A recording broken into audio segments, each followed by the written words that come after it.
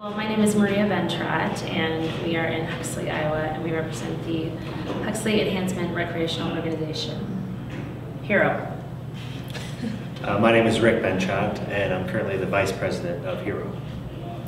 My name is Stacey Noe, and I was the founding president of the organization, so that first year. We brought a group together because we saw a lack in the community of, especially in regards to young people, a lack of, I guess, community, I don't know if spirit's the right word really, but there were needs that weren't being met, and there was no one really actively attempting to meet those needs.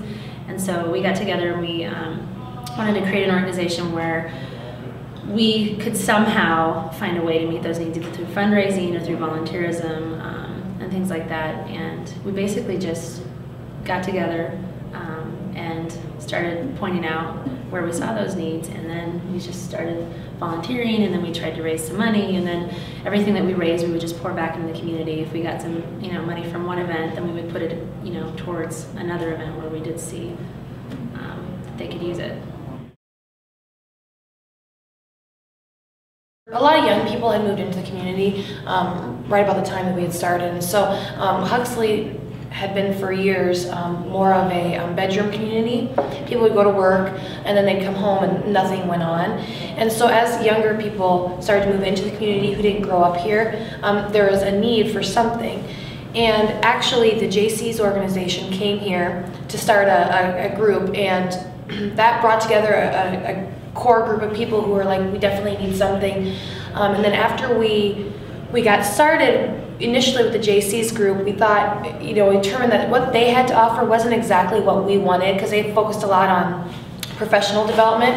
And we said, we get a lot of that through our careers. What we wanted to do is focus specifically on the community, and we wanted all of our funds, everything to just go back to the community. We wanted our dues, everything just to stay here. So then we decided to change that perspective and make it into the HERO organization.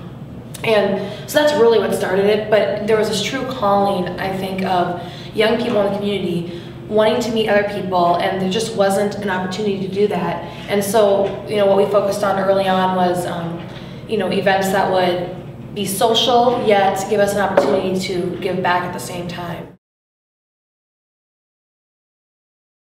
Some of the things that have impacted me a lot are, we do a weatherization project and going into people's homes,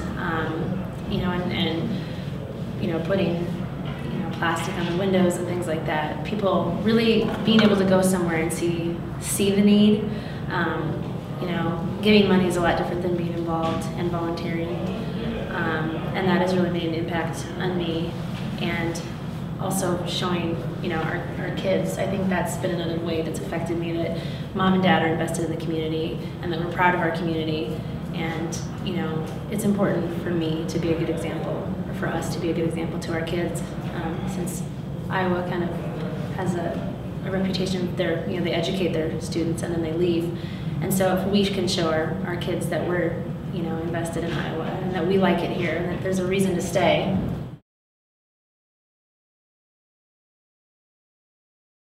Biggest thing HERO has done for me personally is just taking a town and turning it into a community. And just I grew up in a very tight-knit community. You knew everybody.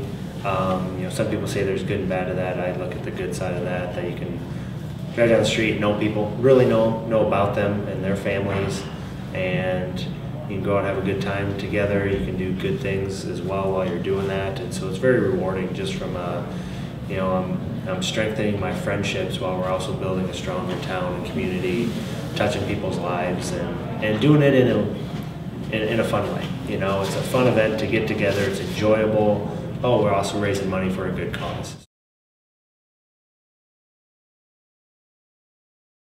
We've got some very talented people in our group, and so they all step forward. I laugh. There's like those people that have like compulsive volunteerism. They just can't say no. And unfortunately, you're looking at 3 of the people that have that disease. But we do things, and I think some of the events that we have done that have just been amazing. When you look back at where we started with think when we started, we had like 20 people that were just kind of like 10 couples were like, let's do this. But we did our weatherization that Maria mentioned is weatherizing homes for the poor, disabled, or elderly. And every year we do that. And last year we did 50 homes in the community, and we added in some of the other communities that are surround us.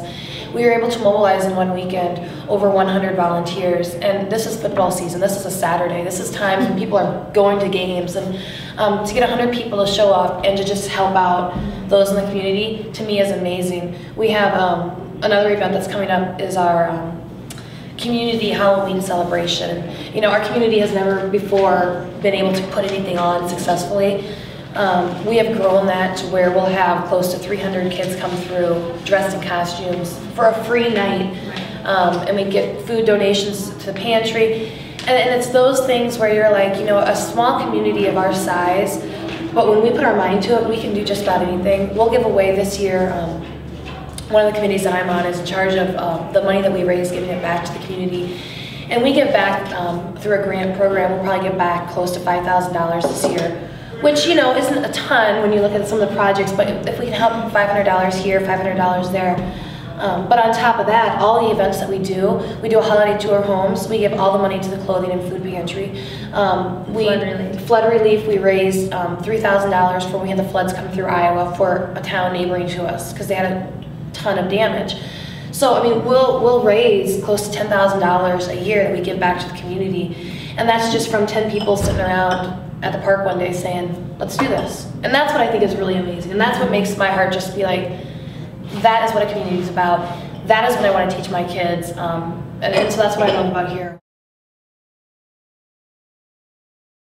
I think people really get to know, because of events that we have, people really, really get to know each other deeply on more than a superficial level, you know, than just seeing each other here and there. And I think that here does a good job of constantly bringing the community together, and we really get to interact.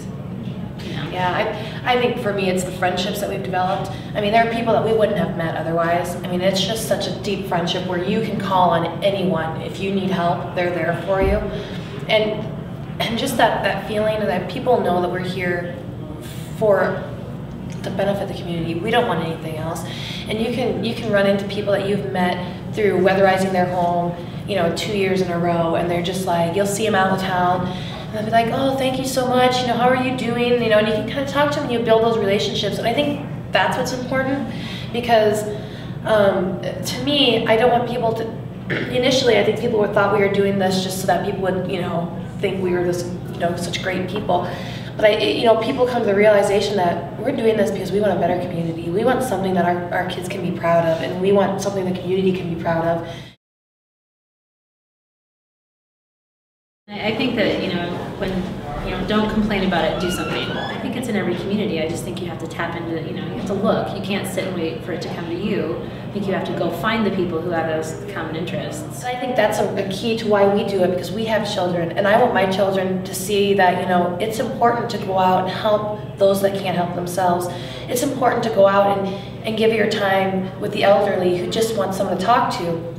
I think building that in makes them a stronger person and a deeper character that hopefully, you know, we get past this, some of the youth today that, you know, and I work with a lot of these youth that come in and have that entitlement factor. And I'm like, we need to start at home, and what's a better way to start at home to teach your kids something and then also to make a difference in your community.